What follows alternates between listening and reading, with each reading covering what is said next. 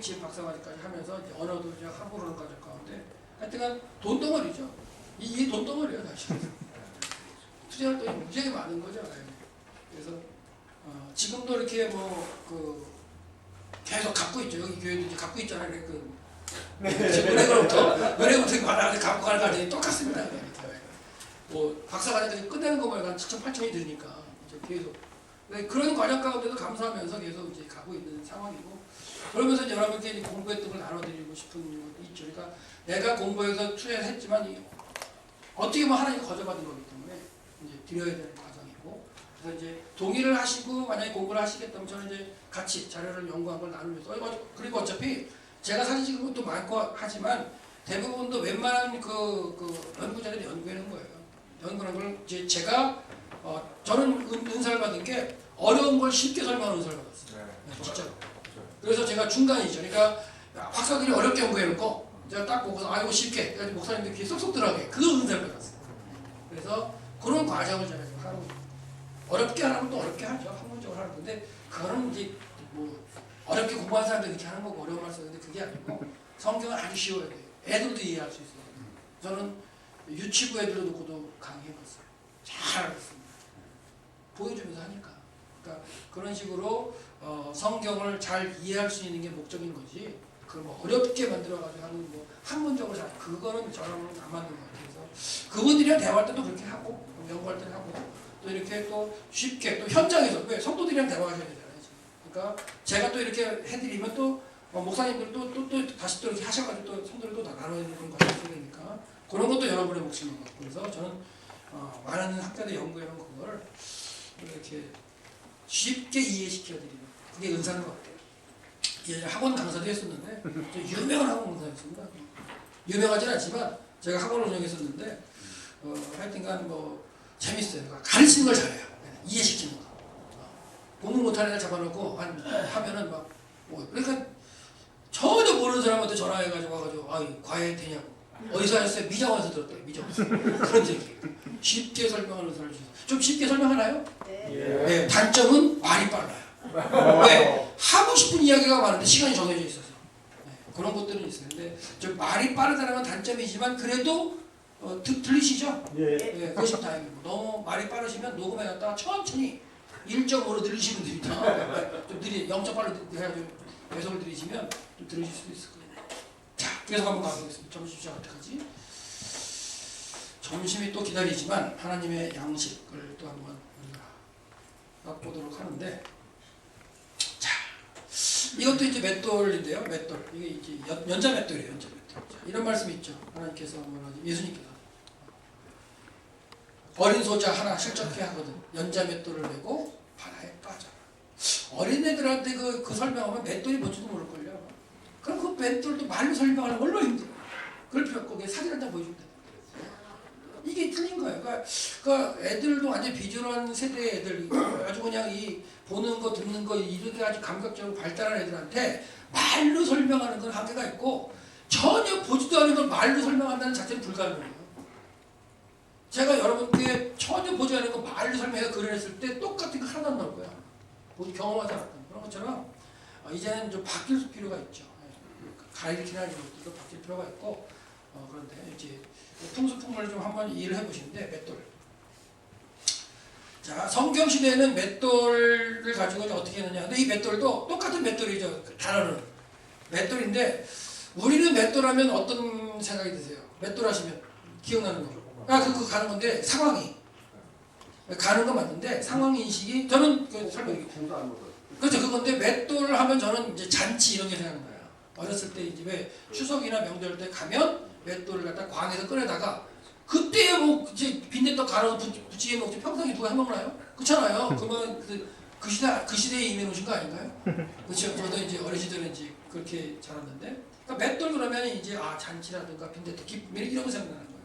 그러니까 필수품이 아니고 그냥 이렇게 명절 때 하는. 근데 성경시대의 맷돌은 그게 절대 아니고 성경시대 맷돌은 매일 사용하는 거예요. 왜? 밀이나 보리를 가루로 만들어야 그걸로 빵을 만들어 먹죠. 우리처럼 물 부어서 밥 해먹는 문화가 아니라 물이 부족한 나라이기 때문에 맷돌질 해가지고 가루를 만들어 그걸 갖다 물 좀 넣어가지고 그 반죽해가지고 이제 빵 만들어 먹는 거란 말이에요. 그거 완전 틀리죠. 그러니까 맷돌이 개념이 우리랑 틀려요. 이건 맷돌이 매일 사용하는 거예요. 매일 사용하는 거예요. 그래서 여인들이 이제 맷돌로 갈아서 빵을 만들어 먹는데요. 그 집안에 그 5명의 가족이 있어요. 가족이 더 대가족이지만 생각할 때 5명의 가족인데 여자가 자기 혼자예요. 그러면 하루에 4시간, 5시간 맷돌질 해야 됩니다. 가루를 만들기 위해서. 그래야 먹여 살 수 있는 거예요. 그리고 그걸 또 빵을 만들어 먹고 물 길어려면 또 물 길어놔야지. 우리처럼 수도 찌들면 물 나오는 게 아니에요. 저 성 바깥에 저 우물물에 내려가가지고 물통이 20리터짜리, 저 물통 20리터죠. 그거 번쩍 들고 올라오고 막. 그러니까 여인들이, 현숙한 여인들은 팔뚝이 상상할 대로 힘있고 이런 여인들이에요. 장막 치고 꽂고 팩 꽂고 막 이런 거. 그 여인들이 대부분 일을 했기 때문에 현숙한 여인이라는 개념도 그런 개념으로 좀 상상하시면 됩니다. 이 시대에 뭐 은혜를 받으시면 바로 부엌해가지고 막 이렇게 봉사를 할 거예요. 그러니까 뭔가 이제 현숙한 여인의 개념도 좀 이렇게 좀 선비들로 좀 생각하시는 게 좀 필요할 텐데 하여튼간 맷돌이 필요했다. 그리고 광야 시대에도 민수기에 보면 광야 시대에도 맷돌을 갖고 다녔어요. 왜? 만나를 걷어서 뭐예요? 가루를 만들어요. 그런 분 하니까 오늘 요것도 재밌는 건데 이따가 시간 되면 말씀드리겠는데 뭐냐면 저는 이제 요즘에 또 하는 것 중에 하나가 이제 매일매일 성경에 일어났던 사건을 가지고서 이제 그 연구해서 기억하는 방법을 택해요. 오늘 며칠이죠? 22일이죠. 22일 과연 성경에 어떤 사건이 일어났을까를 생각하면서 연구를 하면서 그래서 매일매일 그 사건을 갖다가 이제 곱씹으로 하다 보니까 그 사건들을 기억하는 패턴이 이제 남아요. 그래서 제가 이제 예전부터 했었는데 그걸 이제 완전히 1년치를 채우고 작년에 1년치를 완전히 채워가지고 1년치를 연구해봤어요. 그리고 지금도 또 그걸 들어와서 제 홈페이지 들어와서 연구하시는 분들이 1년을 더 해달라고 해가지고 할 수 없이 1년을 또 하고 있는데 제가 근데 머리 빠져요 지금. 어정도 매일 4시간 지금 작업해서 올려야 되니까. 근데 오늘 22일이 뭐냐면 여기 이거 나왔는데 오늘 22일 자체가 이제 뭐랄까 만나를 안 거두고 처음으로 광야에서 안식을 지키는 훈련을 하는 날이에요. 22일 자체가. 연구하는 걸 갖다 이제 캐낼 수가 있는데 그렇게 해서 보시면 또 이제 까먹지도 않고 사건을 잘 정리해 갈 수 있어요. 그리고 또 하나의 방편인데 하여튼 맷돌하니까 그런 거 나오는 거야 이거지. 광야에서 만나를 거두어서 맷돌로 갈아서 먹었다. 근데 성경적으로 본다면 1월 22일이 안식일에 해당해요. 성경 사건. 그 당시 광야 시대로 들어갔어요. 왜 그러냐면 연구하는 방법을 한다면 날짜 연구한다면 광야 신광야에 도착했을 때가 2월 15일이에요. 신광야에 도착한다. 정확하게 나와요 성경에. 15일에 도착했는데 그때 이스라엘 백성이 뭐예요? 먹을 게 없어. 한 달 동안 그 고난의 떡 있잖아요. 그 발효되지 못한 거. 누르만난 떡을 한 달 동안 먹고 왔는데 이제 먹을 게 없으니까 신광야에 도착해서 막 불평하죠. 불평했더니 하나님이 뭐예요? 내일부터 이제 너희들이 만나를 거두게 할 것이다. 그래서 16일 날 처음으로 만나를 거두는 날이에요. 광야에서. 6일 동안 거둬야 되잖아요. 6일째 날 2배 거두잖아요. 2배 거둬가지고 7일째는 없어요. 그 7일째는 20일 오늘 해가고 광야에 딱 나가서 거두라더니 만나가 안 내렸죠.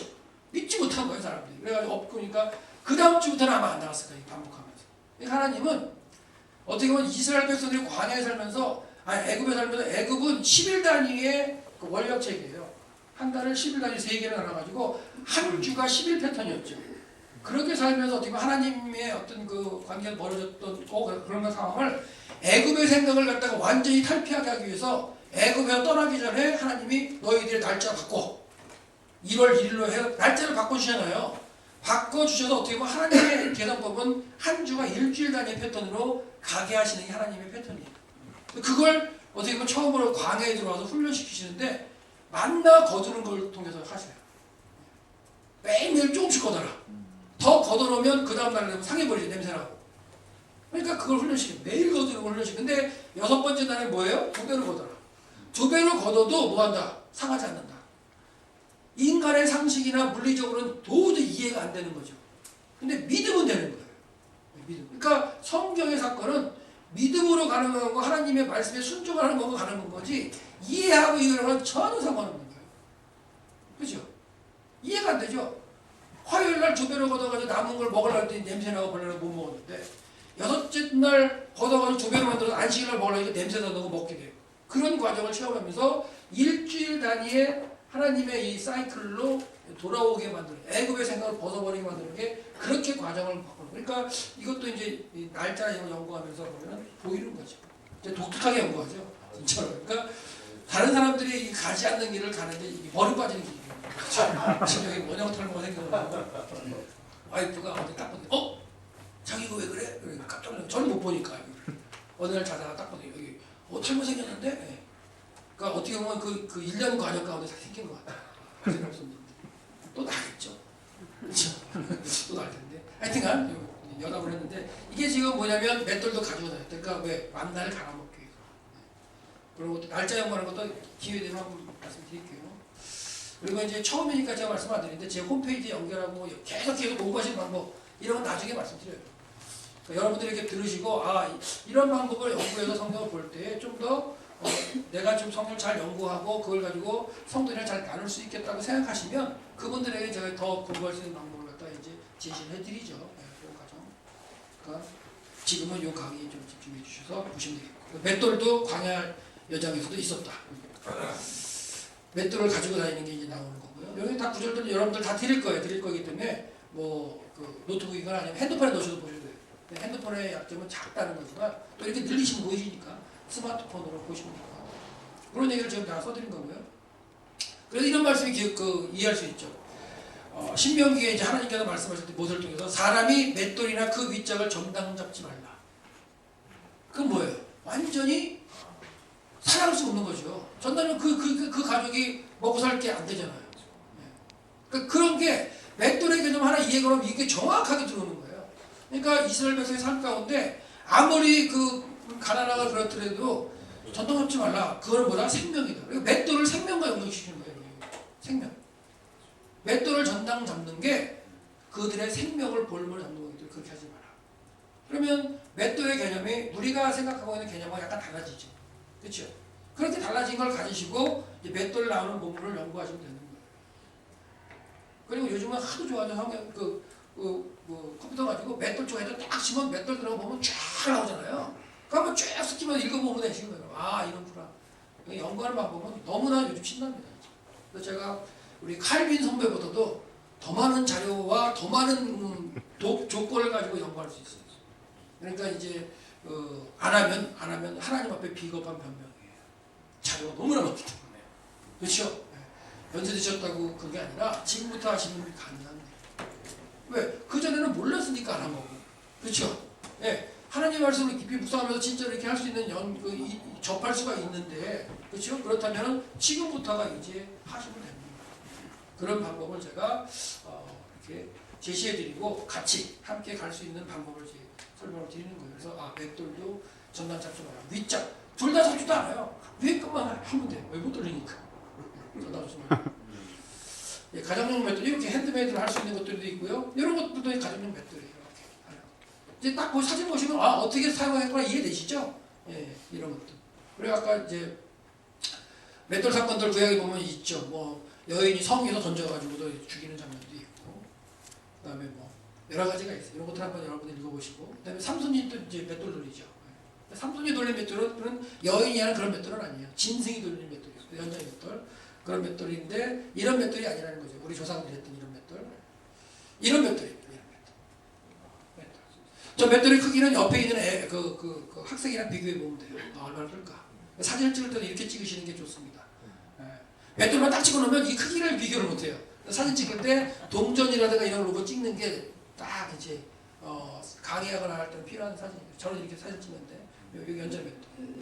자, 예를 들어 요 부분이 어처구니예요.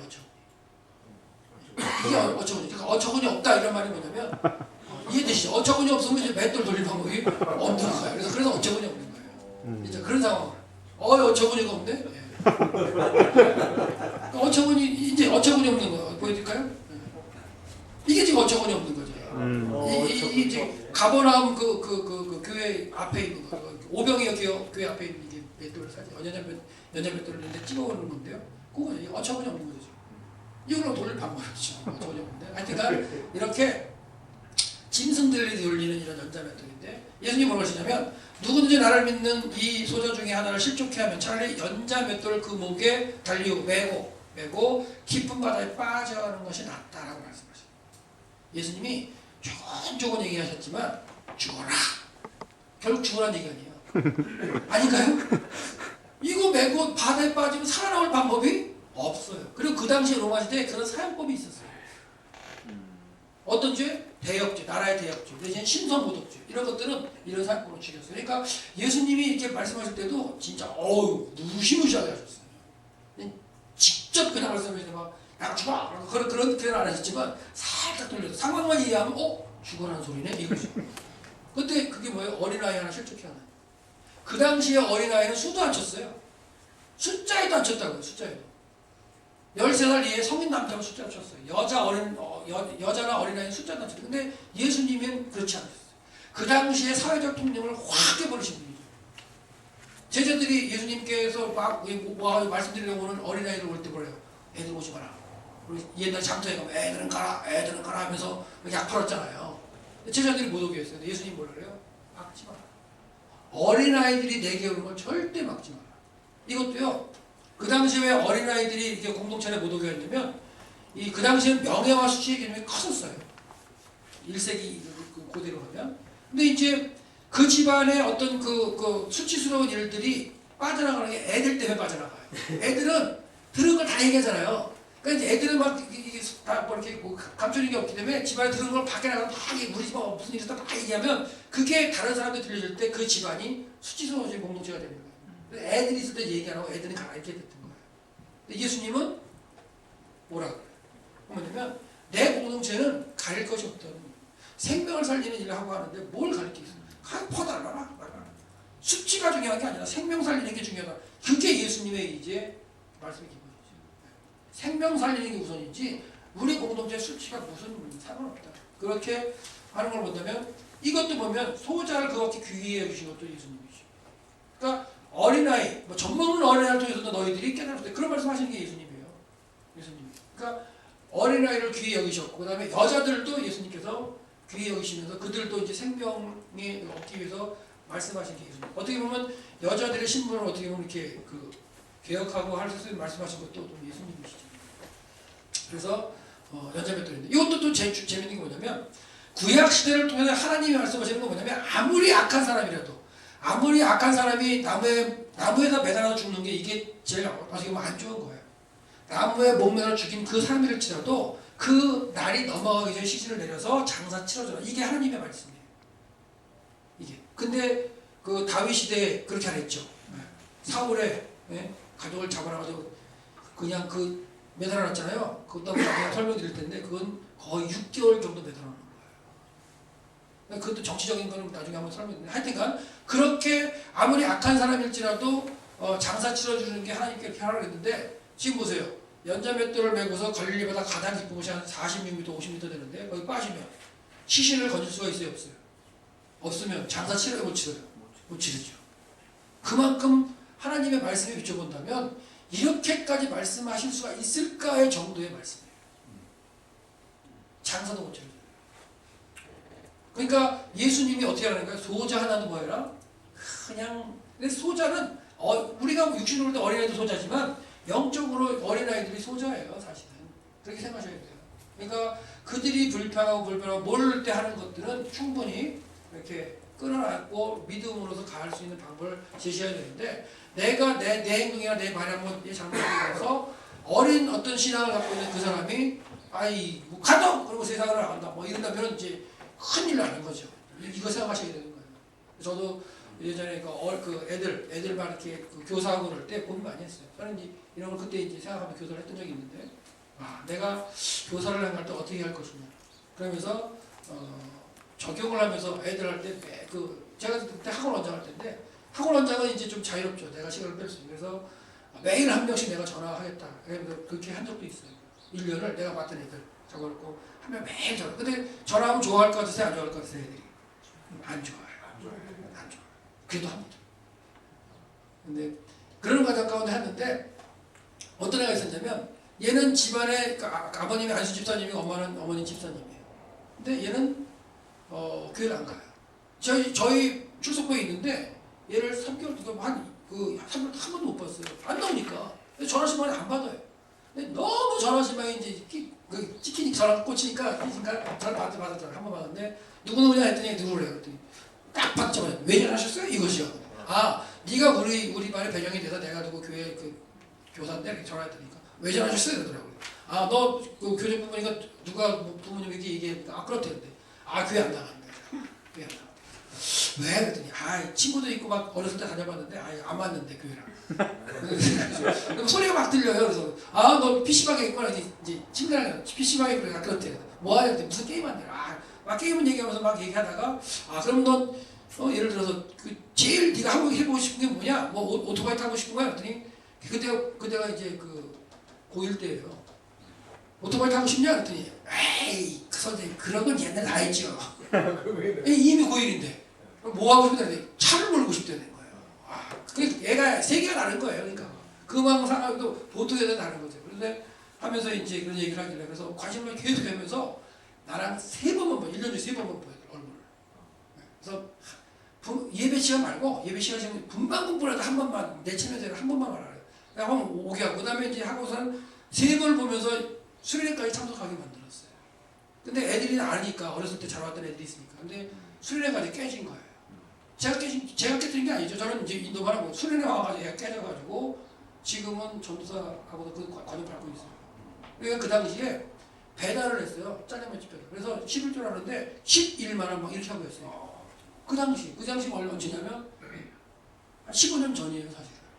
그럼 그 당시에 막 오토바이로 배달하면서 11만 원을 갖다가 11조 할 정도면 대단한 거 아니에요. 그러니까 애들 참 그 경험 가운데 그냥 한 해 하나라도 허투루 보일 수가 없더라고요.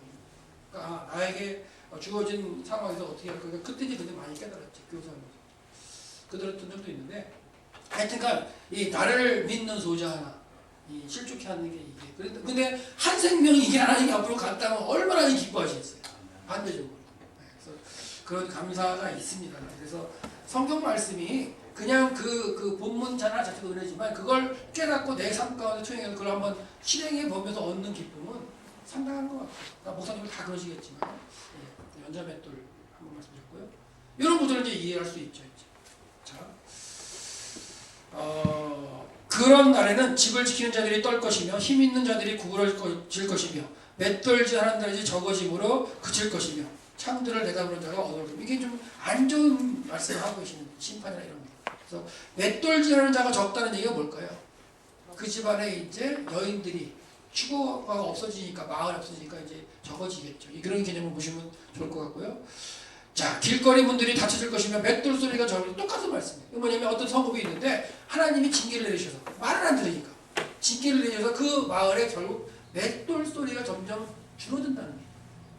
그럼 뭐예요? 그 마을에 사는 사람 적어지고 심판을 받아서 이제 무너져가는 그런 어떤 마을들의 얘기를 이런 표현을 하시는 거예요. 예레미야 한번 읽어볼까요? 예레미야 하면은 예레미야 시대적 배경을 보면 예레미야는 한 50년을 외쳤어요. 하나님의 말씀. 그때도 예레미야는 말을 듣는 적이 없어요. 다 안 들어요. 결국은 바벨론 포로. 그러니까 하나님이 정하신 길이 바벨론으로 가는 거다. 너희 조상들이 계속 죄를 범하고 너희도 죄를 범하기 때문에 하나님이 이미 정하셨다. 바벨론 70년을 정하셨기 때문에 바벨론으로 끌려가는 걸 가는 것이 좋은 거다. 그래서 선포를 하죠. 그래서 안 들어요. 그래서 그들이 뭐라고 하느냐? 이게 이제 이 구절인데요. 내가 그들 중에서 기뻐하는 소리와 즐거워하는 소리와 신랑 소리와 신부의 소리와 맷돌 소리와 등불이 끊어지게 하려. 이렇게 이제 선포가 되는 거예요. 그러니까 안 들으니까 선포가 되는 거예요. 그러니까 그래도 이들은 안 듣고 결국은 예레미야 선지자를 완전히 왕따 만들어. 그래서 예레미야 선지자는 끝까지 선포할. 하나님의 말씀을 선포할 수밖에 없는 게 하나님이 사용하시고 하나님이 하신 일을 본 사람이기 때문에 본 걸 증거하지 않을 수 없어요. 계속 증거를 하고 외로운 사투를 하시는 거예요. 예레미야 눈물을 여러분 50년 동안 외쳤는데 여러분의 그 말을 안 듣는다고 생각 한번 해보세요. 그래도 하셔야 되신 거지. 그래도 해야 됩니다. 그러니까 하나님의 정하신 말씀을 외칠 때에는 사랑을 해야 되는 거죠. 끝까지. 그러면서도 끝까지 그 예레미야 선지자는 바벨론으로 가라고 외쳤는데 등 돌리고 애국까지 가는 백성들이 생기잖아요.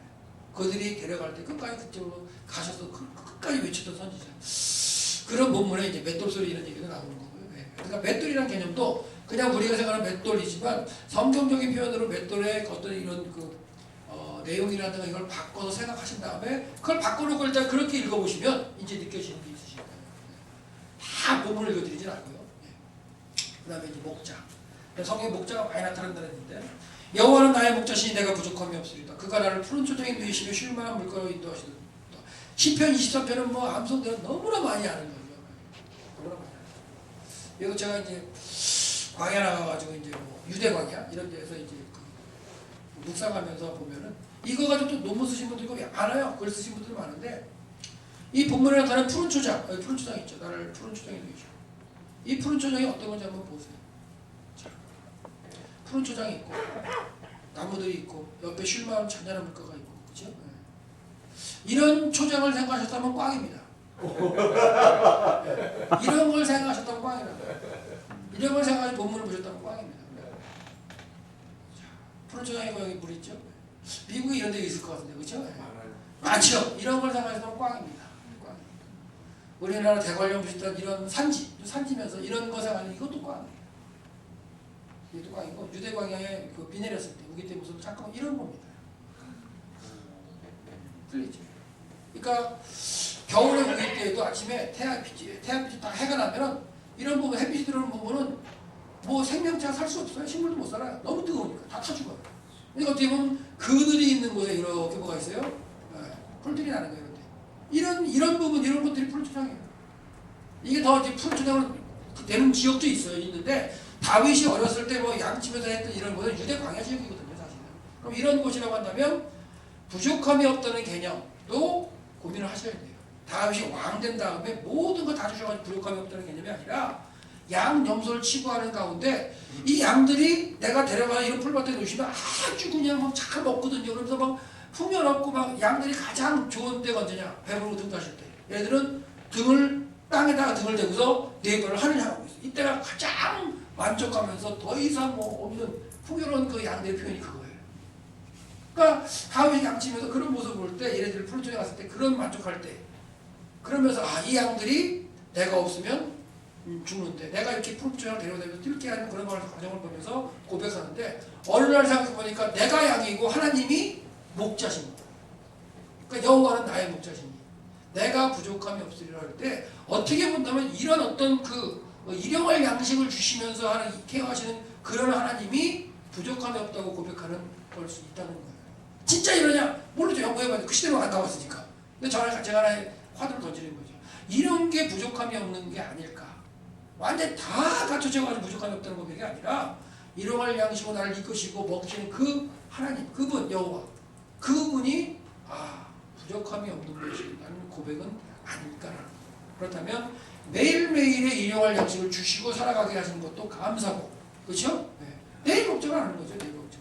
왜? 내일도 채워주실 거기 때문에 내일도 하루하루 그게 비교했을 때 뭐 질에 따라서 뭐 좋고 나쁜 것도 있을 수 있지만 양들의 입장에서 보면 충분히 이걸 가지고도 채워지거든요. 더 좋은 걸 채울 수도 있겠죠. 그러니까 어떻게 보면 왕으로서 그 높은 위치에 가서 고백하는 개념으로 자기가 양념소와 같지 않아서 그러니까 어떻게 보면 하나님이 주신 거에 만족할 수 있는 게 있는 거겠죠. 좋은 걸 주셔도 감사하고 그렇지 않지만 주시는 거에 감사하며 살아가는 그런 부분들 이게 어떻게 본다면 여호와는 나의 목자심이 내가 부족함이 없다는 겁니다. 여러분 모르겠어요. 여러분이 얼마나 가지셨는지 몰라도 세상적으로 가진 사람들 얘기 들어보면 그렇잖아요. 더 가지고 싶다고 그런다며요. 트럼프도 더 가지고 싶어서 뭐 한다며요. 사실은 뭐 정치적으로 하면서. 그러니까 가진 자가 더 가지고 싶어 할 텐데 그렇죠? 만족함을 느낄 수 있다는 것들은 얼마나 감사해요. 그 더 가져서 하나님의 일을 한다면 더 훨씬 좋은 거고 그렇죠? 더 좋은 건 없죠. 더 많이 벌어도 하나님의 일을 하기 위해서 한다면 더 괜찮지만 내가 내 만족을 얻기 위해서 더 벌려고 하면서 욕심을 부리고 그건 아니죠. 그러니까 하나님이 주신 것만으로도 충분히 만족할 수 있는 개념은 푸른 초장 이런 개념은 아까 보였던 그런 거라기보다도 유대 광야의 어떤 상황을 본다면 이런 거라. 이런 상황도 걷기가 되면 해가 뜨면 이렇게 바뀌어요. 이렇게 바뀌어도 곳곳에 마른 풀들이 있어요. 마른 풀들. 그러면 마른 풀들이 있으면 새벽 일찍에 양으로 있던 양들을 다 깨워가지고 뭐 이름을 부르기도 하죠. 뭐 개똥이, 순둥이, 말똥이 뭐 이렇게 바꾸려면 이제 목자 음성을 아니까 얘네들이 다 일어나가지고 이제 나와요. 그럼 대장량이 여기다 목에다가 이제 그 방울 달잖아요. 지금도 요르단 가보는 거 볼 수 있는데 야 땡그랑 하면 가면은 쫙 따라옵니다. 가면 이제 아주 이슬이 내렸을 때 그래도 마른 풀이지만 이슬이 내렸을 때 촉촉한 풀을 뜯으면 괜찮겠죠. 근데 한 2시간 늦게 일어나가지고 목자가 늦게 일어나가지고 해가 쨍쨍 비치는 그때 데리고 나가지고 풀 뜯기면 양들이 뭐라 할까요? 아이고 저것도 늦잠 자고 그러네요. 아이고 저게 늦게 일어나면 내가 이 고생이지 내가. 아이고 이 딱딱한 풀 그러면서 먹는 풀들이 좋은 고기가 좋겠어요. 좋은 그 털을 주겠어요. 염소들이 좋은 우유를 주겠어요. 이게 서로가 이 관계가 있는 거예요 사실은. 안 그렇겠어요? 뜨거운 낮에는 염소들 양들도 그늘에 가서 쉬어야죠. 이게 그 목자와의 안관계에서 깨닫기 나와요. 진짜로 양들이 잘 살찌고 좋게 하려면 그건 목자에게도 좋은 거예요 사실. 이게 서로가 관계가. 그래서 1차적으로 우리에게 맡겨진 양들을 잘 훈련시키고 좋은 걸 또 우리가 공개받고 그러니까 목회자가 무슨 나가 돈을 벌겠어요. 그렇죠? 내가 어려움 있고 일 있고 했을 때 그걸 깨닫게 한 하나님을 통해서 하나님 깨닫게 하신 그 성도를 통해서 그 문제를 해결되는 거잖아요. 아닌가요? 다 그게 목사들이나 선교사들이나 그런 방편으로 지금 다 서로가 잘 케어하고 그들 위해 기도해주고 했을 때 신앙적으로 잘 양육하고 했을 때 그들이 깨닫게 하시는 거지 하나님. 깨닫게 하셔서 목자의 필요를 알아가지고 그걸 챙기시는 이게 결국은 하나님의 운영의 시스템인데 거기서 만약에 누가 서로 관계에 누가 잘못하는지 다 잘못한다. 그래도 목자는 어떻게 돼요? 다 이해하고 다 케어하는 게 맞겠죠. 근데 깨닫고 보니까 여호와가 목자시고 나도 양인 거예요. 그때부터 그걸 정확하게 이해를 하셔야 되죠. 그런 과정들이 성경에 기록되어 있다. 그래서 풍습을 이해하는 것도 참 어떻게 보면 보물을 이해하는데 중요합니다. 이런 게 이제 지금 베두인들이 사는 텐트 치고 사는 모습이고요. 이럴 때 만약에 해가 쨍쨍 떴다고 생각해보세요. 해가 쨍쨍 떠있는데 이게 또 돌아다니는 모습이 어떻게 돼요? 타 죽죠. 자기 이름 내기 위해서 사냥하며 돌아다니는 이게 낮에 해 떴을 때 할 일은 아니에요. 낮에 해 떴을 때는 어떻게 되냐? 장막 밑에 들어가서 쉬거나 여기 있어야죠. 이렇게 쉬면서 하나님의 말씀을 묵상하고 선배들로부터 아니면 할아버지 아버지로부터 하나님의 말씀을 듣고 기억하고 찬양 이런 게 이제 장막을 치고 목자 생활하는 기본의 모습이에요. 그래서 성경 구절을 본다면 이 염소털로 만드는 까만 염소털로 만든 그 장막인데요. 그래서 참 하나님이 그 땅에서 살게 하셨어요. 요르단 지역의 사진들이 오를 텐데 그 염소털이 참 특징이 있어요. 더울 때는 얘가 쫙 말라가지고 바람이 쫙 많이 불어요. 이게 또 비를 한번 맞으면요 이게 늘 수치가 이렇게 팽창을 해가지고 바람을 또 막아줘요. 그러니까 이 염소털 자체가 참 의미가 있는 거예요. 왜 그렇게 그걸 가지고 쓰게 하셨는지 하나님 참 좋으신 분이에요. 그 시대에 맞게 다 하게 하셨는데 그래서 초막이 있어 낮에는 더위를 피하고 그늘이 있어 또 풍을 피하는 곳이 숨는 곳이 초막 이제 장막 이렇게 되는 건데 이런 걸 이제 생각해요. 그래서 참 재밌는 게 요르단 사람들도 이 베두인들이 있잖아요. 이 사람들이 골칫거린 거예요. 왜? 지금 현대적으로 왜? 국경이 거의 있죠. 근데 이 사람들 국경 개념이 없어요.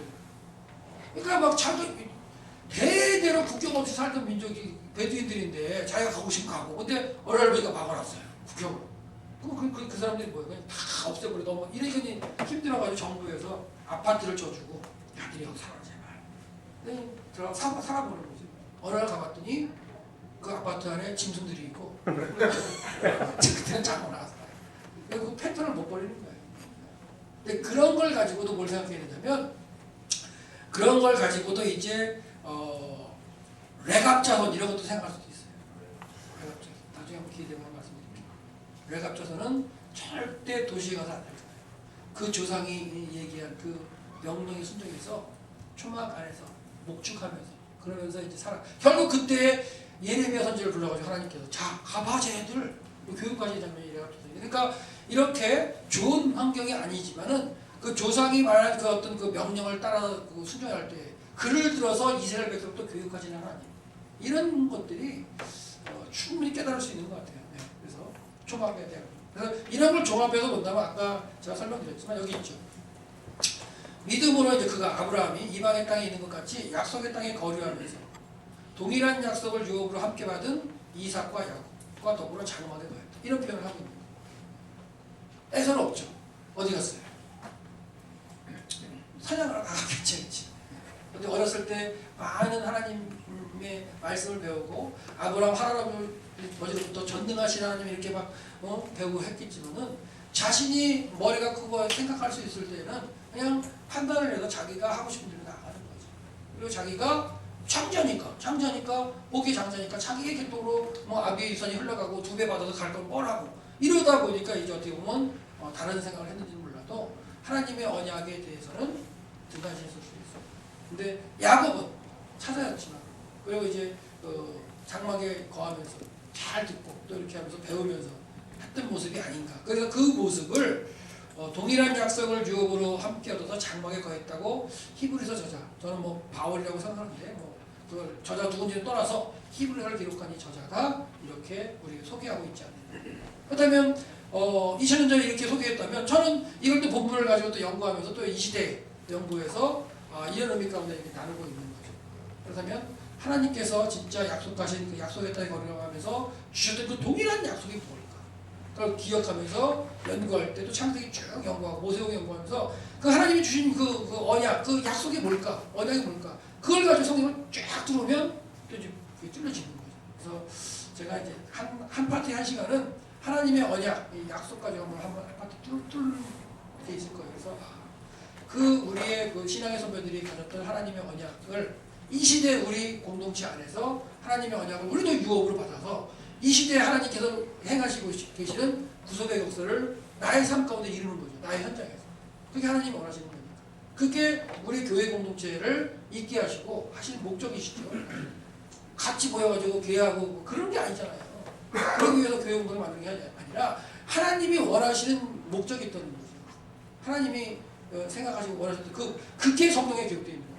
그 성경을 하나님이 어떤 의미로 풀어가셨는가를 갖다가 우리가 연구해 보자는 건데 그 연구할 때에 제가 말씀드린 이런 많은 자료들이라든가 아니면 시대 연대 내지는 뭐 언어 내지는 풍습, 지리 뭐 이런 거 다 종합해서 집어넣어 봤을 때에 그 시대에 우리 신앙의 선배들 중에 하나님이 이렇게 역사했구나. 그걸 깨닫고 난다면 그렇다면 영원히 살아계신 하나님이고 아직까지 다시 오실 그 세 번째 아담을 그 말씀 마지막 아담이죠. 세 번째 아담이라고 표현하죠. 마지막 아담이 준비하고 계신 하나님인데 그분을 통해서 역사하실 이 시대가 아직 남아있잖아요. 그러면 이 시대에 우리가 살아가는 가운데 우리가 감당해야 할 모습은 어떤 모습일까를 생각해 본다면 말씀을 연구해서 그 말씀을 성도들에게 줘서 강하게 훈련시키는 게 이 시대에 크리스찬이 해야 할 일들을 보여주는 거예요. 그렇게 하시는데 그동안은 좀 자료가 부족했다면 괜찮아요. 근데 이제 저랑 만나서 이 자료 연구해서 방법도 이렇게 드리는데도 아닌 것 같아. 말씀 아닌 거고요. 근데 그래도 이것도 가능한 것 같아. 그러면 함께 연구하면서 은혜 나누시면서 그거 가지고 내 양들이 정확하게 꼴을 줘가지고 케어를 한다면 그 양들이 좋은 그렇죠? 턴을 주고 좋은 우유를 염소를 주고 그러면서 결국 하나님의 역사를 이루어가는데 그 교회 공동체를 통해서 역사하시지 않으실까요? 그게 이제 제가 하고 싶은 일 중에 하나입니다. 하나님이 주신 이 달란트 연구하는 것들을 나눠보자는 거잖아요. 그래서 정리한다면 성경은 우리가 살고 있는 시대와 장소가 다른 곳에 이런 사건들을 기록하고 있다는 거예요. 그래서 같은 단어지만 그 단어가 쓰는 배경이라는 게 다르기 때문에 그런 걸 한번 찾아보자. 그리고 본문의 내용은 이 시대 우리의 환경을 이해해서는 잘못된 깨달음이 주어질 수 있다는 거예요. 본문의 내용. 그리고 언어, 시대, 공간, 사회, 문화적 배경에 대한 이해를 좀 더 가지고 성경을 읽으면 원저자, 더 나아가 하나님의 원하시는 의도를 분명히 알 수 있다. 그래서 저는 성경을 연구하는 것은 하나님의 마음을 아는 거라고 생각을 해요. 하나님의 마음을 안 사람이 지도자가 됩니다. 왜? 그 알았으니까 가르쳐야 될 거예요. 가르치다 보면 사람들이 올 거 아니에요. 그러다 보면 지도자가 되는 거죠. 하나님의 마음을 알아서 그 지도자로서 같이 열심히 가는 그런 어떤 이 시대에 하나의 어떤 그 공동체가 되었으면 좋겠어요. 맡겨주신 지역과 다 틀리지만 또 연구하는 공동체가 또 있을 수 있으니까요. 자료를 나누는 거는. 그래서 성경의 믿음의 선배들의 상황을 이해하고 그 이해한 걸 다시 또 나의 삶 가운데 적용해서 이해시키고 그렇게 된 걸 성도들과 한번 나누신다면 저는 그래요. 그 강의하거나 가서 집회를 하거나 할 때도 그다음에 이제 성경 말씀을 할 때 쫙 빨려오는 느낌이 있어. 놀랄 경우도 많죠. 사랑의교회에서 막 교사대학 400명 놓고 하면은 이 눈두덩이 막 해가지고 어떨 때는 막 무서워요. 저만 쫙 쳐다보면서 하고 있으니까 이 사람들이 이렇게 갈급한 심정이 있구나. 왜? 가르쳐야 되니까 가서. 생명을 같이 가르쳐. 그러니까 그런 어떤 모임 가운데 보면은 그래도 하나님의 말씀으로 중심으로 가고 그걸 깨닫고 기도하고 말씀과 기도하는 것. 이게 진짜 하나님께서 원하는 훈련법이고 그렇게 된다면 부흥은 안 하더라도 감사한 거죠. 왜? 제대로 하고 있으니까. 그러니까 부흥하고 안 하게 하신 건 그것도 하나님의 몫인 거예요. 부자로 살고 가난하게 하는 그것도 하나님의 몫인 거예요. 그것 굳이 하나님을 대들 이유가 없어요. 하나님이 통비장이니까 뭐 자기 하고 싶은 대로 하겠다는데 그렇죠? 대들 이유가 없죠. 그냥 나한테 주신 그 삶 가운데 나한테 주신 걸 사명을 완수하면 되는 거죠. 동의하세요? 네. 여러분 5달란트 받으실래요? 2달란트 받으실래요? 1달란트 받으실래요? 주시는 대로 하겠습니다. 답입니다. 어떤 사람이 자꾸 5달란트 받으라고 그래요. 나한테 왜 2개밖에 안 주냐? 왜 5개 주지 마? 여러분 목사가 힘들까요? 성도가 힘들까요? 둘 다 힘듭니다. 둘 다 힘들죠. 성도는 성도에 맞게 살려고 힘들고 목사는 목사에 맞춰 살려고 힘든 거예요. 서로 동기 살 필요 없어요. 그냥 주신 만큼, 그러니까 주신 만큼만 남기면 돼요. 5달란트 받은 사람은 몇 달란트 남겨야 돼요? 5달란트. 그러니까 그 남기려고 그만큼 해야 되는 거죠. 2달란트 받으면 그만큼 해야 되고 1달란트 받은 사람이 책망받은 이유는 그걸 땅에다 묻었기 때문에 책망받은 거예요. 1달란트 받았으면 1달란트 남기면 되는 거예요. 하나님의 계산법이에요. 그렇죠? 주신 만큼 드리는 거. 근데 왜 난 2개 줬지? 쟤는 5개인데? 그것만 보는 거예요. 인간 욕심 때문에. 자기가 감당할 수 있는 게 2개밖에 안 되는데 왜 5개 달라고 자꾸만 그러면서 벌리고 하면서 자꾸만 웃어 터지고 안 되는데 계속 그럴 필요는 없는 거죠. 하나님이 창조하신 대로 그대로 맡겨주신 대로 하면 되는 거예요. 그러니까 자기 자신에게 맡겨진 그 상태를 하다 보면 하나님이 채워주셔서 넓혀주셨겠죠. 그거는 하나님의 몫인 거죠. 동의하세요? 네. 그러니까 얼마나 뭐 있든 말든 하여튼 하나님께서 앞에서 하다 보면 하나님이 하신다는 거예요. 저는 강조하는 게 하나님의 마음을 알고 모든 것은 하나님이 하신다는 거예요. 성경을 연구해보면 볼수록 인간이 하는 게 없어요. 하나님이 하세요. 하나님이 하시는데 다만 그걸 믿는 사람을 통해 하시는 거죠. 하나님의 역사를 믿는 사람을 통해 하시는 거예요. 그걸 깨달은 거예요. 그러니까 능력이 있고 뭐 이런 사람 통해서 하는 게 아니라 하나님을 정확하게 믿고 하나님이 하실 일을 본 사람을 통해서 하세요. 지금 그걸 해드리겠는데 하나님이 어떻게 하신지를 본 사람. 아브라함이 계속해서 보는 게요. 그런 걸 보고 갑니다. 아브라함이 하나님이 하신 일을 보고 그대로 순종해 갈 때에 그렇게 역사하시는 거지 자기 길로 안 갑니다. 하나님이 보여주신 것 사도 바울도 마찬가지죠. 자기 길로 갈 때 다 막히니까 막혔는데 결국 들어와에 가서 있다가 할 수 없이 글로 간 거잖아요. 다 막으니까 할 수 없이 글로 들어와서 지내고 있는데 마케도니아 사람이 와서 우리를 건너서 했을 때 와 하나님이 막으셨던 이거구나 깨닫고 딱 건너와서 네아폴리 갔다가 빌립보 딱 갔더니 거기서 이제 루디아 만나게 하고 그러면서 그 유럽의 어떤 복음이 전하는 과정이 펼쳐진 것처럼 내가 하고자 하는 그게 아니라 하나님이 정하셔서 가는 길 가운데 만나게 하시는 사명들 가운데 시너지 효과가 나는 거 그게 하나님이 하시는 거죠. 그러니까 제가 회개하는 거예요. 제가 미국에 등 돌리고 있다가 그렇죠. 여기 빠짐도 안 떴어요. 이게 내 영역이 아니다. 앞으로만 보고 남쪽을 봤는데 나와 보니까 그게 아닌 거야 진짜. 그 제가 회개했어요. 모순도를 집회하면서 하나님 이렇게 뜨거운 열정과 뜨거운 열심을 가지고 하나님의 말씀을 사모하시는 분들이 계시는데 그리고 좀 더 연구하는 방법 이런 걸 가르쳐드리면 더 하나님의 말씀을 깨닫고 더 하나님의 일에 투자할 사람들이 이렇게 있는데 하나님 죄송합니다. 제가 제 마음대로 이쪽은 보지도 않는다고 하고 마음 닫고 이쪽만 봤대요. 그렇게 회개했었어요. 지난주 집회하면서. 너무 열심히 하나님의 말씀을 하고 있어요. 근데 여기도 분위기가 지금 그래도 많이 받아주시는 것 같아요. 하나님이 하시는 거예요. 그러니까 인간으로서 할 일은 하나님이 보게 하신 걸 정확하게 보고 그게 나를 통해서 또는 믿는 사람도 이루어진다는 걸 믿고 가다 보면 하나님이 다 해결해 주시죠. 제가 오집사님 여기서 처음 뵀잖아요. 최근에도 처음 뵙고 처음 뵙지만 뵙는데 인상이 너무 좋은 거예요. 옛날에 봤던 하나님 안에서 형제자매 형님이시잖아요. 형님 나이가 많으니까 형님이지. 뭐 사석에서 그렇게 할 수도 있어요. 형님 할 수 있지만 그런 가운데 만나서 하나님의 일을 같이 할 수 있다는 게 얼마나 감사한지 모르겠어요. 앞으로 열려진 어떤 걸 하나님이 계획하시는지 몰라요. 그리고 제가 기도하면서 준비했던 건 큰 것들이 있어요. 저는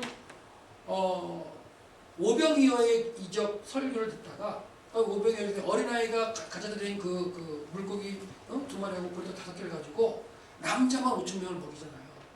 이 어린아이를 통해서 하나님이 역사가 있으니까 5,000명, 남자가 5,000명, 학자는 막 2만 명이라는데 그렇게 먹이시는 하나님이시네요.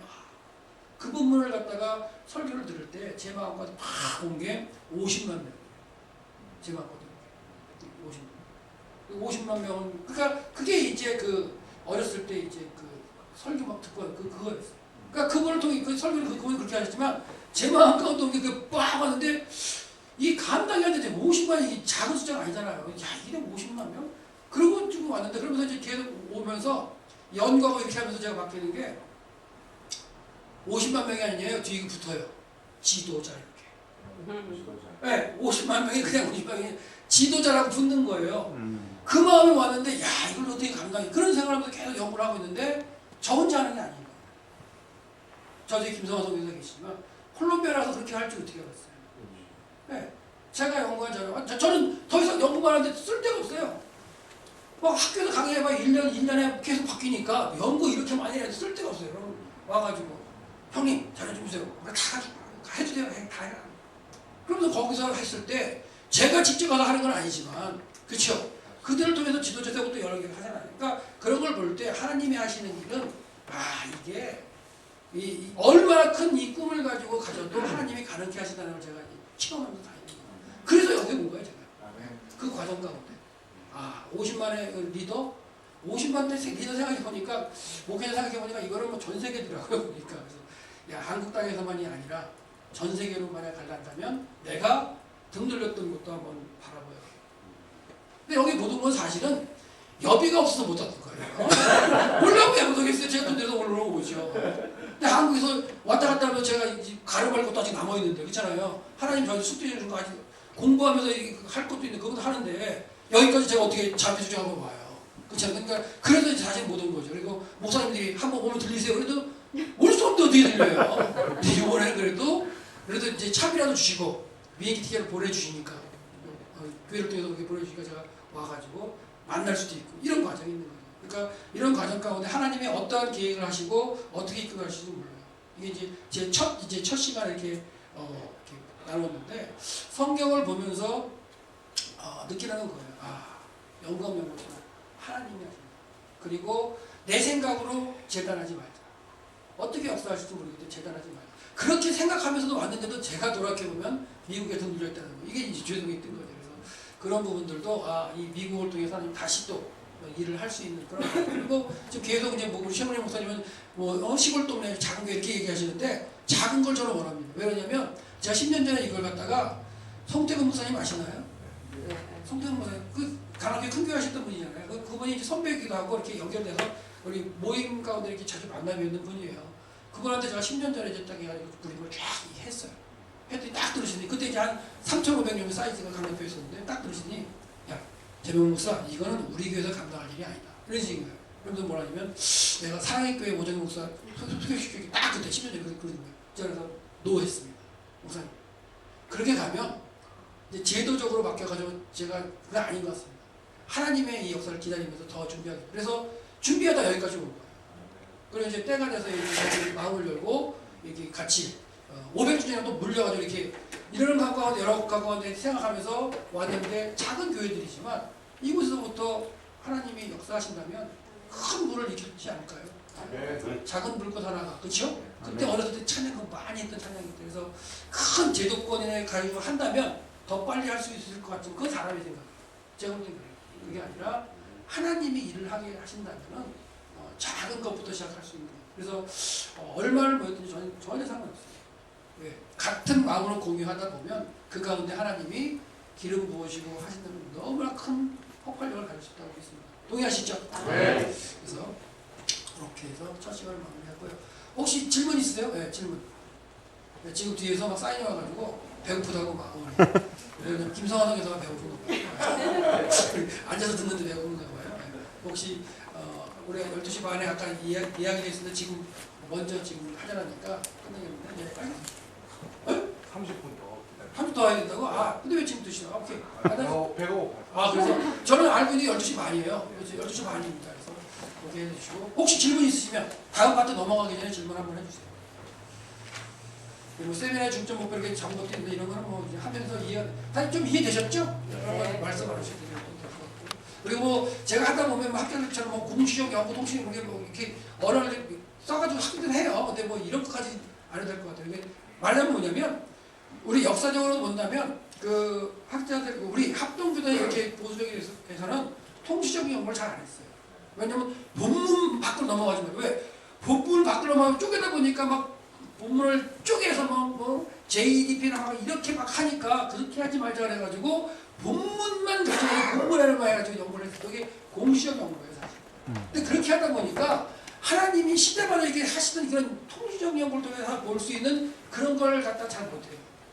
저는 주장하는 게 뭐냐, 공시적 연구는 당연하다. 이 공시적 연구할 때 다 자료를 다 하지 말아서 연구하는 방법을 할 때 그것 가지고서 통시적으로도 볼 수 있어야 된다. 그게 하나님의 역사를 그 전체를 갖다 꿰뚫는 방법이니까 그럴 수도 있어야 된다고 해서 두 개를 다 봐야 된다고 한 게 제 논문이에요. 학술 논문이에요. 그러니까 제가 어떻게 보면 쓸 때 좀 이단은 아니지만 약간 좀 다른 부분을 건드린 거죠. 통시적으로 봐야 된다. 그래서 창세기 17장을 가지고 하나님의 언약, 할례 언약이 어떻게 통시적으로 흘러갔는가를 갖다 이제 썼는데 그런 것처럼 이렇게 보는 훈련이 되면 하나님이 어떻게 역사하셨는가를 쭉 보지. 그래서 구약을 통틀어서 보는 거죠. 통으로 보는 성경 이렇게 나오기도 하는데 그걸 좀 봐도 좀 약해요, 저 같은. 근데 시간이 되면 그 다음 두 번째 시간에 제가 이제 이런 식으로 해서 한번 성경 한번 이렇게 쭉 한번 보면서 갈 거예요. 그래서 여러분들이 반응에 따라서 제가 강의 내용이 바뀝니다. 이게 조절을 해요. 들으면서 하면서도 야 이거 어떻게 해. 그러니까 청중들에 맞는 강의가 제일 좋은 강의죠. 그래서 청중들을 빨리 파악하는 거예요. 들으면 파악한 다음에 이걸 한번 툭 던졌다가 약간 좀 이렇게 아닌 것 같으면 다시 빼가 다른 거 하고 그걸 좀 조절을 하는데 하여튼간 공시적 연구, 통시적 연구 둘 다 필요하다. 그러니까 아브라함의 삶에 들어가서 그게 어떻게 살까 보기도 하지만 모세가 아브라함의 삶을 기록하면서 그 175년 동안 살았잖아요. 그리고 하나님을 떠나서도 100년을 사는 거예요. 75년 떠나서니까. 그 100년의 사건도 얼마나 많은 이야기들이 있겠어요. 그 흘러가는 것들이 있겠어요. 근데 그 중에서 뽑아서 기록한 게 지금 아브라함의 내용이 12장부터 24장까지잖아요. 그렇다면 뭔가 그 뽑았거나 하니까 그렇게 기록하기 위해 이유가 있겠다는 얘기예요. 그걸 따라가 보면 답이 있다는 거예요. 그게 이제 제가 또 연구하는 방법이에요. 그러니까 공시적으로도 연구하되 통시적으로 이렇게 쫙 그리고 아브라함뿐만이 개인뿐만이 아니라 그 사람들 시대적으로 쭉 뚫어보면 또 틀리죠. 그래서 그런 것들이 연구 방법론으로 이제 간다라고 말씀드립니다. 그러면 또 다른 어떤 강의 들어가기 전에는 좀 그 시간이 오니까 본문을 한번 보여드릴게요. 생각하지 않았지만 지금 배웠던 걸 가지고서 한번 본문을 적용해서 보면 어떻게 보일까를 갖다가 잠깐. 그리고 제가 이게 한 테마가 어떻게 보면 50분짜리 강의들이에요. 근데 여기서 그렇게 안 하겠습니다. 목사님들이시니까 한 테마를 한 10분 만에 끝낼게요. 50분에 5가지 강의를 들으시는 거예요. 그게 좋겠어요? 한 테마를 50분 하시는 게 낫겠어요? 한번 해보고 한번 해보고 예, 한번 설명해볼게요. 이걸 시간을 30분 이렇게 하는 게 좋을지 아니면 10분씩 해가지고 정리만 해드리고 나중에 집에 가서 연구하고 읽어보고 하시는 게 나을지. 그러니까 처음이니까 한번 제가 요 시간에 잠깐 10분, 30분 남은 가운데 설명을 한번 해보겠습니다. 어떤 걸 원하실지 저는 요구하시는 대로 해드리겠습니다.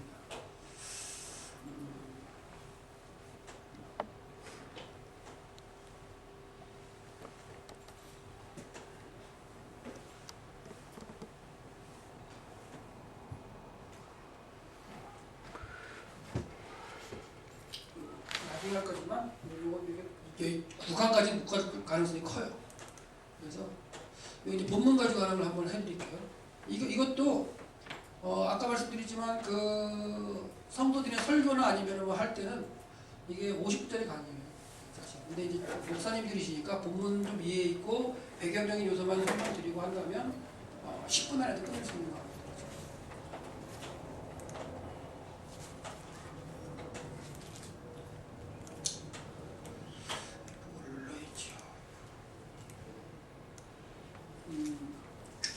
제목이 어떻게야 본문을 잡는 거야 이제 방법이 있는데 저는 창세기 26장에서 1절에서 13절 말씀을 이제 가지고 이제 만약에 설교를 하거나 한다면 이제 그런 얘기인데요. 빨리 한번 읽어볼게요. 네. 아브라함 때 첫 흉년이 들었더니 그 땅에 또 흉년이 들매 이삭이 그랄로 가서 블레셋과 아비멜렉에 이르렀더니 여호와께서 이삭에게 나타내시되 애굽으로 내려가지 말고 내가 네게 지시한 땅에 거주하라. 이 땅에 거류하면 내가 너와 함께 있어 네게 복을 주고 내가 이 모든 땅을 너와 네 자손에게 주리라. 내가 네 아버지 아브라함에게 맹세한 것을 이루어 그다음에 어디 있죠? 네 자손을 하늘의 별과 같이 번성하게 하며 이 모든 땅을 네 자손에게 주리니 내 자손으로 말미암아 천하 만민이 복을 받으리라. 이는 아브라함이 내 말을 순종하고 내 명령과 내 계명과 내 인류와 내 법도를 지켰음이니 하시니라. 이삭이 그랄 땅에 거주하였더니 이 말씀을 가지고 이제 제가 잡는 제목은 뭐냐면 뭐 다른 파트로 잡을 수도 있겠지만 그냥 세상이 보기에 바보 같은 선택 이렇게 잡아요. 테마를 잡는데 주제를 이게 무슨 말이냐면 지금 이게 여러분들이 이제 이 본문을 연구할 때 저는 본문을 연구할 때 뭐 다른 어떤 그 형태의 방법으로 연구했지만 성경 본문 연구할 때 육하원칙을 기본으로 잡았어요. 뭐 연구 방법은 많아요. 뭐 구조로 하는데 누가 언제 어디서 무엇을 왜 했나 이 기본적인 원리를 가지고 이제 봅니다. 그래서 때와 장소를 분별을 해요. 그래서 이걸 다 분별해 보면 요거는 이제 그 이삭이 아브라함이 죽은 다음에 부엘라헬로이라는 곳에 가서 머물 때 일어난 일. 부엘라헬로이 곳에 그런 거 하고 이제 앞뒤랑 연결. 그리고 시기적으로는 아브라함이 죽고 막벨라를 묻히고 그다음에 이삭 땅이다. 그런 걸 이제 생각하셔야 되는데 보세요. 그랄 땅이 지금 가면 테라하로리라 해가지고 이렇게 지금 무더기로 언덕이 하나 남아 있어요. 있는데 가면은 저기 올라갈 때 아무것도 없어요. 그래서 갑니다 저는. 왜? 그 장소에서 한번 몸을 읽으려고 하는데. 그다음에 이게 틀렸네요. 이게 아니고 앞에 걸 열어야 되는데 뒤에 걸 열어요. 잠깐만요.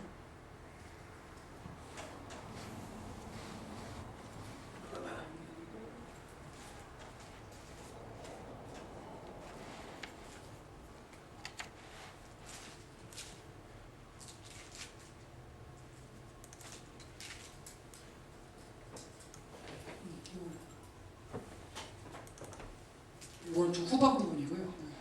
전반 부분 거.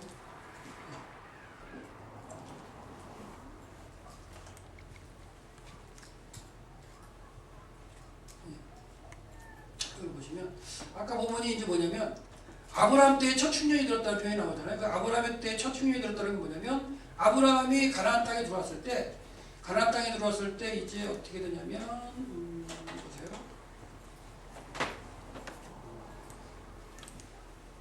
포인트 보이시죠? 네. 하란에서 75세 떠나죠. 75 떠나가지고 12장에 내려와서 가나안 땅 세겜에 들어왔을 때 이 땅을 네 자손에 주려고 말씀하세요. 그런데 그 아브라함은 또 베델로 올라가요. 베델에 올라왔을 때 하나님이 나타나서 또 거기서 또 달을 쌓고 그다음에 남쪽으로 내려가서 남방에 거했다. 네겝에 거했다고 나와요. 그 네겝은 나중에 하나님께서 말씀하신 가나안 땅의 약속의 땅이 남쪽 경계 지역이에요. 거기에 머물 때 하나님이 흉년을 주셨어요. 흉년을 주셨을 때 그 당시에는 흉년을 해결하는 방법은 다 애굽으로 가는 거예요. 흉년을 만나면 다 애굽. 왜? 애굽은 그래도 흉년만 사람이 먹을 거 있었기 때문에. 나이랑 때문에. 그래서 가가지고 먹을다가 여기서 여러 가지 일들이 있었죠. 뭐 아내를 뺏기다 하나님이 또 도우심을 얻어 또 큰 재물을 이끌고 또 올라가가지고 이제 올라가는데 그때 이제 흉년이 만났던 때가 있어가지고